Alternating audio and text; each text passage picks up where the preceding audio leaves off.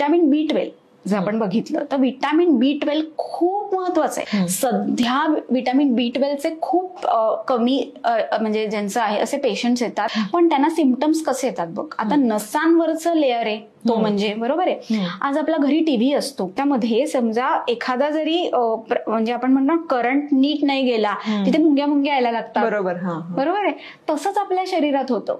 Vitamin B12 कमी झालं की आपल्याला हातापायात मुंग्या येतात. अच्छा. हो ना, म्हणजे हे लक्षण आहे की तिथपर्यंत तो प्रवाह नीट होत नाहीये. जे ब्रह्मांड आहे ते पिंडी आहे, जे बाहेर आहे ते आत आहे. सो व्हिटॅमिन बी12 कमी असल्यावर पहिले आपल्याला काय जाणवतं की आपल्या हातापायात मुंग्या येतात, नमनेस जाणवतो. किंवा व्हिटॅमिन बी12 म्हणजे बी कॉम्प्लेक्स आपण एक पकडलं तर त्याच्यामध्ये आपल्याला तोंड येणं खूप जाणवतं ह्या पेशंटमध्ये. सतत तोंड येत राहतं.